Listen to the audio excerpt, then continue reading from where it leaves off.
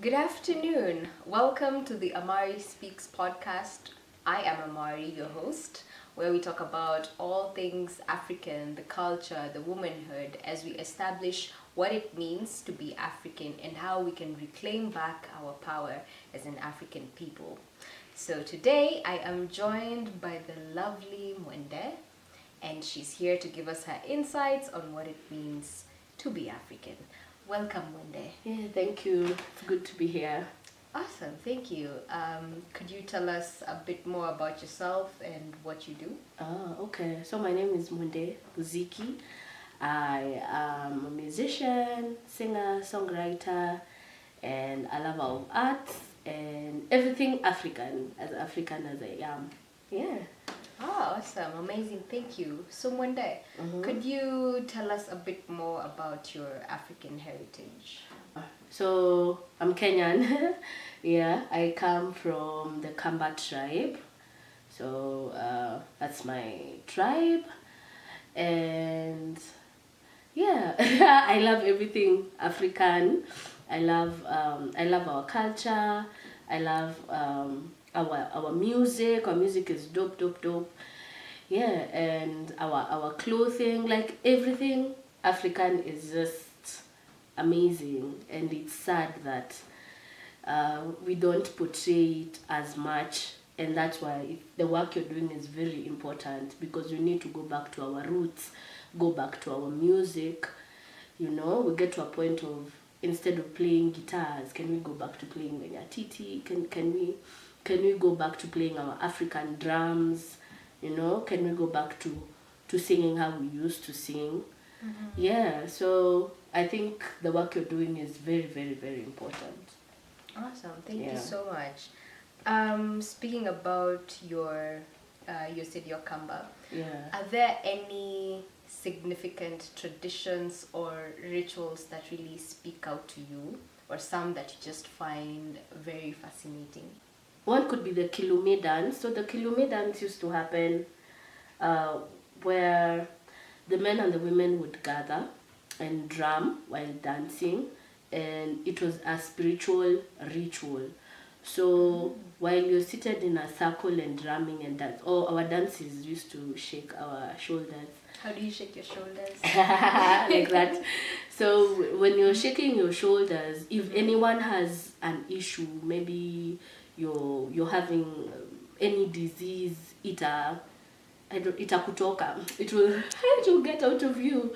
Yeah. So it was they used, my tribe is heavy on music. So they used music, the drums and the flute to help in spiritual healing. And also, when the Kilume dance was going on, the people who would prophesy in our tribe would get prophecies, during. So it was very, very spiritual. Yeah, and it's very sad that we don't do it anymore because of the whole witchcraft thingy and religion. Very unfortunate.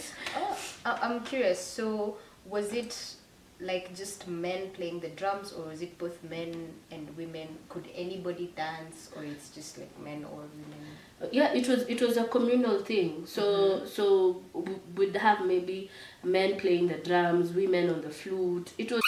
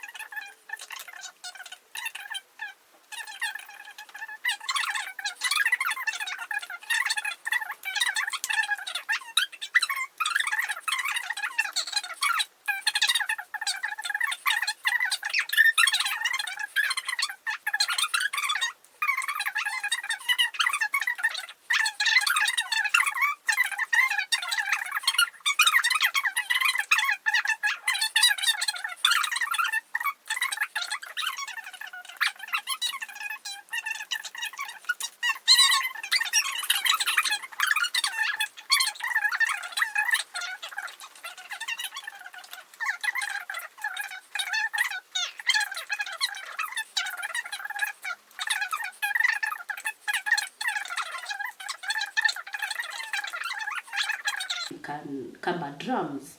Yeah, so it's true liberation to be and to express myself freely without societal or European norms. Yeah. Amazing. And how do you think we can decolonize our perspectives about African history and culture? Because it's very colonized. Yeah. Wow. Oh, a lot of damage is done. A lot. And we think of colonization and we think slavery and physical abuse and all that. But I think the Europeans really did a good number on us when it came to mental colonization, because we still think we are inferior. We have that inferiority complex as Africans, as Kenyans. Yeah, and for us to liberate ourselves, it has to come from a point of, let's go back to our culture, Yeah. Even how school is done now, it is very European. Can we go back to learning our languages?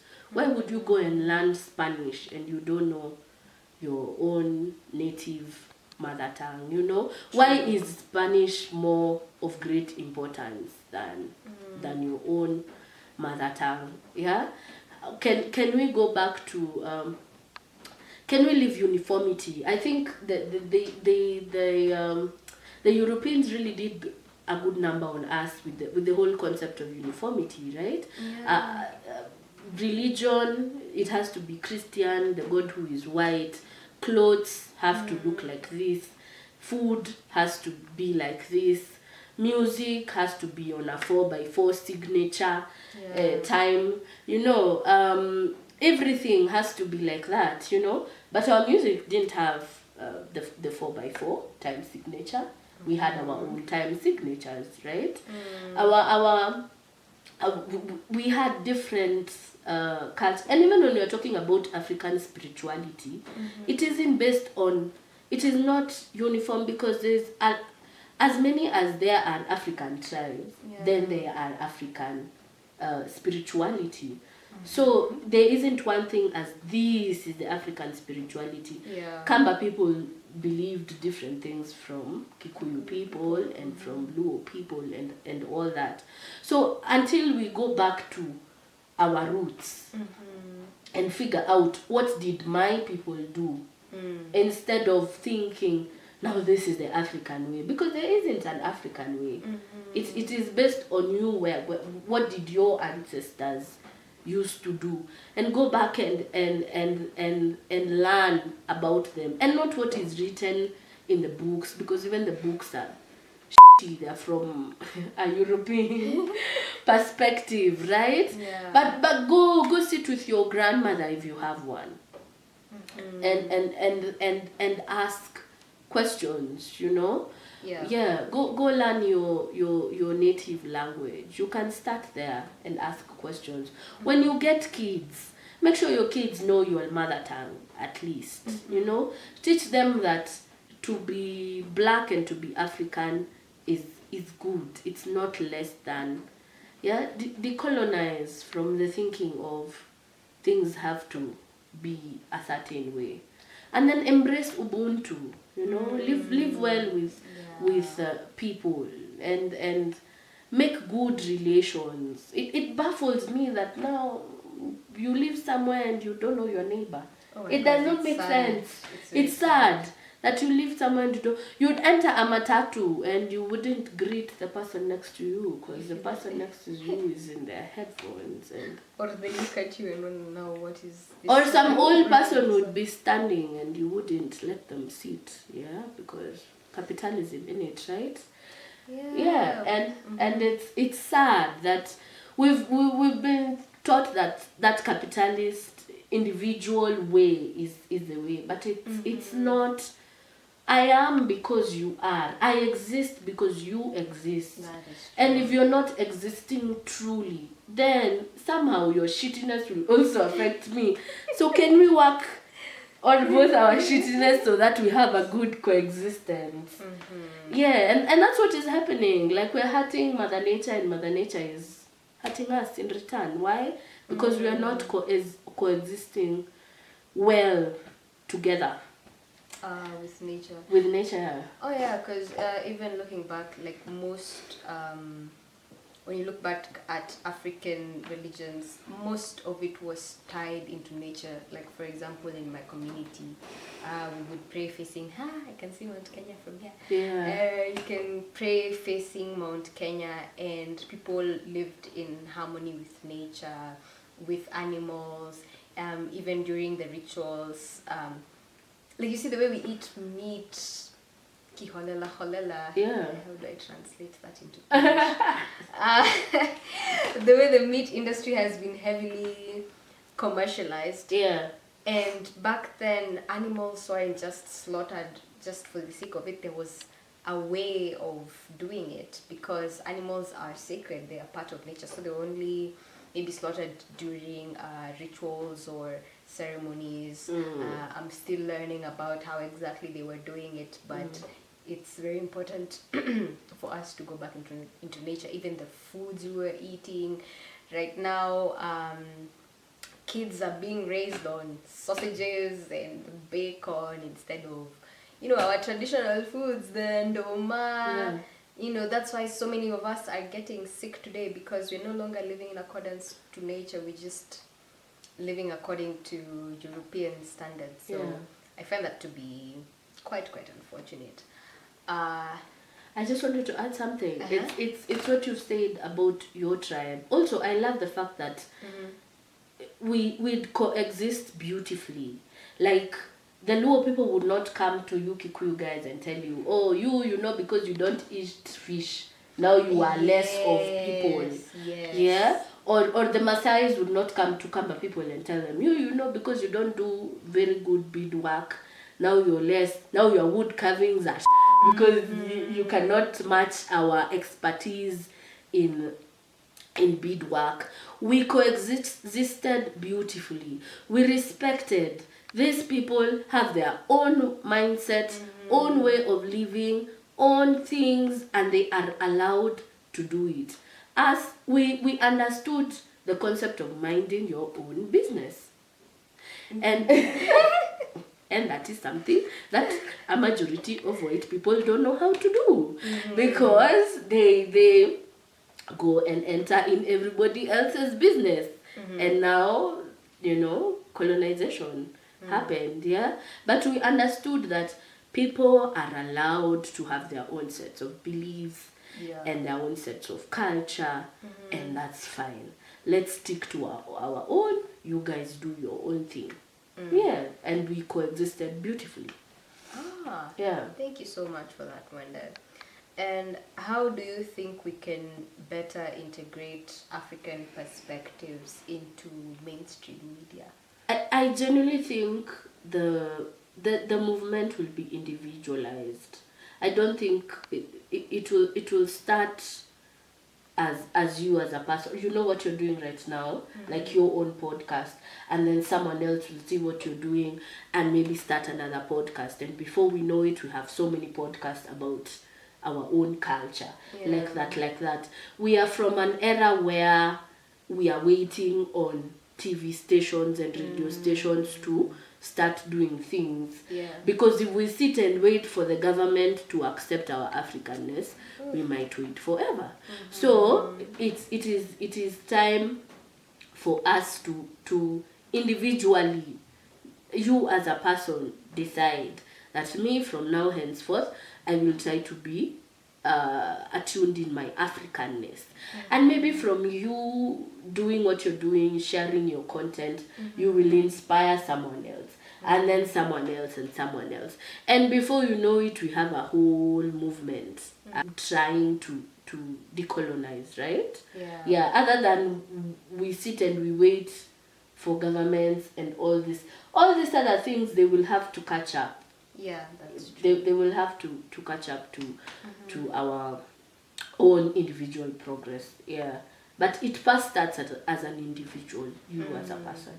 Yeah, so we ourselves have to start that. We educate ourselves, and I think also by having conversations like this, like I've gotten to learn so much from you. I didn't know about the dance and that women were the ones who were the herbalists, and that in your community there weren't like specific defined gender roles. So I think having these kinds of conversations is so important to educate people, to bring fresh perspectives, because especially with the school system, we grew up very whitewashed. Very whitewashed. We didn't know about our community. Our languages are disappearing. People don't want to learn their mother tongue. So that's quite sad. But I love the revival that is happening with the alternative voices coming up in media. More people are having conversations about this. So thank you so much for your time. Nashukuru sana. So do you have any parting shots for our audience? Oh, well. Yeah. Be as African as you are. Start deconstructing. Question everything. Question why you believe the things you believe, why you behave the way you behave. Question, and start deconstructing. It will be hard. It will be very uncomfortable. But yeah, you will find liberation in your path. And that's the most beautiful thing. Because you are African. So it's not something you're trying to do. You already are. So just be it and own it. Yeah. Thank you so much for your time, Mwende. Any day. Asante sana. This was Amari Speaks. Thank you. Bye.